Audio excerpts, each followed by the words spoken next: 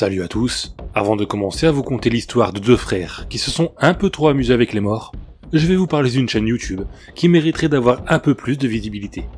Vous avez déjà peut-être vu mon post sur l'onglet communauté à ce sujet, mais je voudrais en reparler quelques secondes ici. Vous connaissez peut-être la chaîne Denny Animation, une chaîne d'animation horrifique anglophone. C'est une super chaîne en pleine évolution, et il a également fait une chaîne version française que je ne peux que vous conseiller d'aller voir et de vous abonner. Ce sont de très bonnes vidéos, très bien doublées. Et c'est actuellement les images que vous voyez à l'écran. Si vous êtes curieux, que vous aimez les histoires d'horreur et les animations horrifiques, vous pouvez cliquer sur le lien dans la description pour aller voir sa chaîne et vous abonner. Voilà ce que j'avais à vous dire. Je vais maintenant vous laisser écouter l'histoire de ces deux adolescents qui n'auraient jamais dû jouer avec les morts. L'obscurité était à présent totale. Des rafales glaciales battaient dans nos cheveux. Les grillons jouaient leur symphonie nocturne, une symphonie que nous allions bientôt découvrir sinistre. Moi et mon frère nous dirigeâmes vers le cimetière afin d'accomplir notre délire d'adolescent attardé. Nous étions en vacances sur la côte croate. Comme chaque année, nos parents nous emmenaient vers une destination exotique pour ouvrir notre horizon, disaient-ils. Dans la monotonie du quotidien, nous avons voulu pimenter notre séjour. Un piment peut-être trop fort pour nos langues légères. Les beaux paysages, les bruits des vagues se cassant sur les falaises et l'inactivité du bronzage n'étaient pas suffisants pour nous. « Allume la lampe, je ne vois rien !»« Quoi, tu trembles déjà du genou ?» me dit mon frère avec un sourire et un relèvement de sourcils idiot. Mon petit frère était un adolescent dans la fleur de l'âge.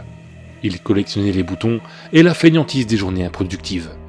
Il était doué d'une assurance à l'italienne, le style d'assurance qui s'effrite à la moindre gravité. Mais plus que son assurance, c'était sa touffe de cheveux qui me faisait sourire à chaque fois que je le regardais discrètement du coin de l'œil. Quant à moi, on me qualifiait souvent d'égoïste et de narcissique, bien que je me voyais plutôt comme un gars posé et altruiste. Il y avait là matière à réflexion. Nous marchâmes sur un petit chemin rudimentaire, aménagé spécialement pour les touristes descendant sur la plage, et nous venions de nous enfoncer dans un passage devenu lugubre une fois la nuit tombée. Les ténèbres enveloppaient la moindre parcelle de matière et sans lumière, la probabilité de se péter une cheville était plus que positive. Nous descendîmes l'escalier, guidés par notre fidèle lampe à dynamo, et nous avions enjambé le portail entrouvert du cimetière. Après avoir vu les villes inside, je dois t'avouer que ça me fout un peu les boules. Se plaignit l'enfant aux cheveux sauvages. Ah mais non, arrête tes bêtises, tout ira bien. Nous avions choisi un coin assez confortable pour débuter la séance de spiritisme. Comment est-ce qu'on fait ça ? Me demandait-il. Éteins la lampe. Le cimetière était petit. Les Croates devaient enterrer leurs morts debout, sûrement pour économiser les parcelles cultivables. Le peu de croix en hauteur se découpait avec une âcre nostalgie sur un ciel étoilé. Le faible éclairage de la lune rebondissait sur l'assemblage des atomes qui formaient les pierres tombales.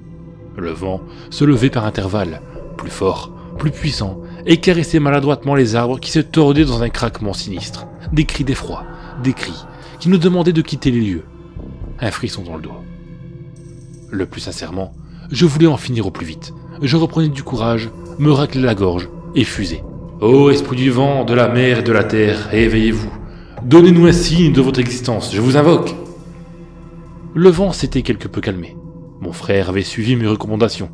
Yeux fermés, esprit clair, ne pensait qu'à une chose et se concentrer sur ma voix. Comme rien ne se produisit, je continuais. Esprit des morts, des décédés et des macabées, nous sommes venus empiéter sur votre demeure. Apparaissez-nous. Une rafale de vent nous percuta, moi et mon frère, nous donnant à coup sûr la chair de poule à tous les deux. Certain que rien ne se produirait ce soir-là, je mis les bouchées doubles une dernière fois.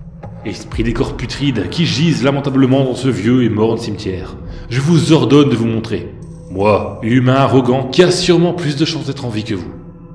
Avais-je lâché lourdement, et avec certes, une pointe d'ironie humoristique. Mon frère avait ouvert les yeux et me regardait. Il avait sûrement dû comprendre que c'était HS pour la soirée. Aussi, avait-il continué sur un ton exaspéré. Rien. Avant que je puisse continuer sa profonde réaction verbale, dans un coin du cimetière, un bruit. Des pleurs. Des pleurs de bébé. Là, sur une tombe, gisait quelque chose. L'instinct de survie de mon frère le poussa vers moi, s'accrocha à mon bras dans un putain involontaire. Il espérait sûrement que je fasse quelque chose. J'étais le grand frère, celui auquel reviennent les responsabilités en cas de pépin. Quant à moi, j'étais tétanisé. Mon cerveau était court-circuité. Moi qui aimais prévoir et calculer chaque chose, Je venais de me prendre une douche froide. Que dis-je? Une douche glaciale.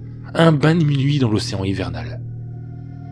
Enzo, merde, j'ai peur, fais quelque chose, gémit-il avec une voix cassée, au bord des larmes. Les pleurs étaient déstabilisants.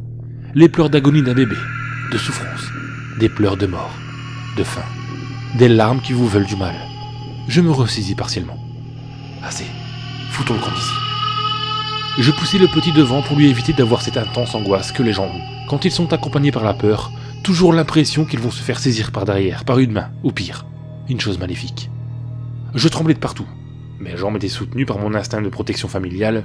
Un froid glacial m'avait envahi, et nous nous sommes mis à courir aussi vite que possible, aussi fort que possible, tout en prenant soin de rester ensemble.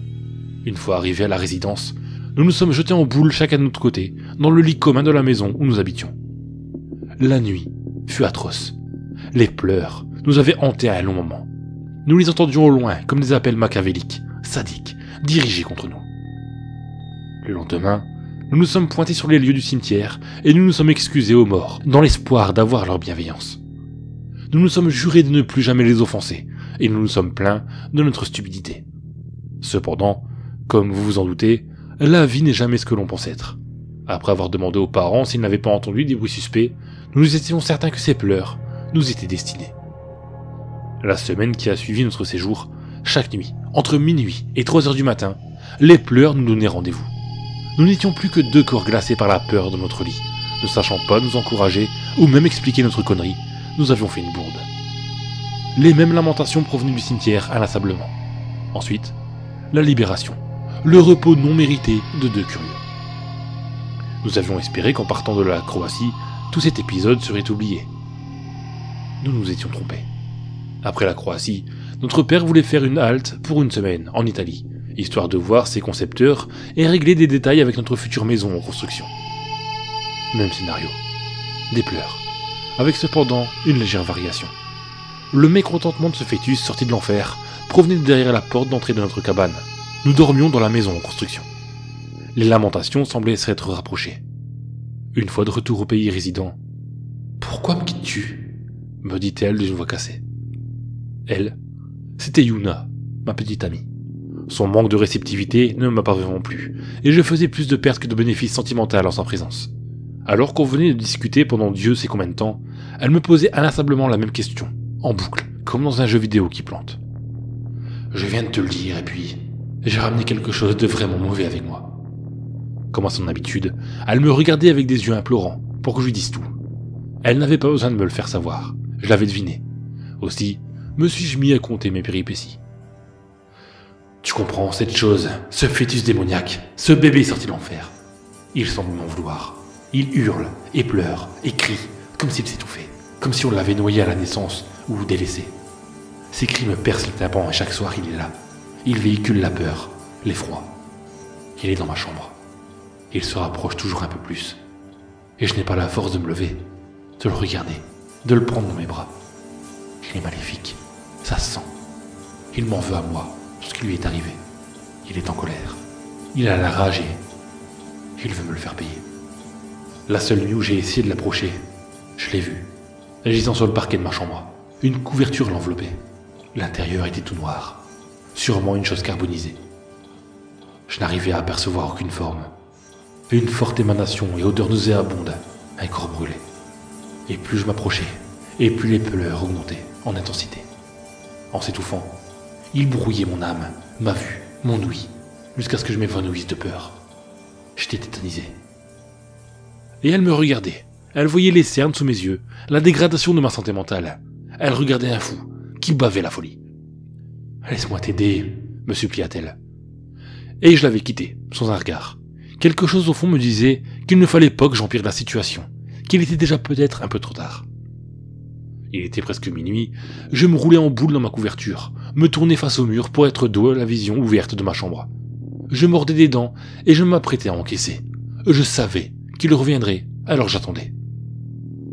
Juste là, à côté de mon matelas, tout près, plus près que jamais. Les larmes me montaient aux yeux.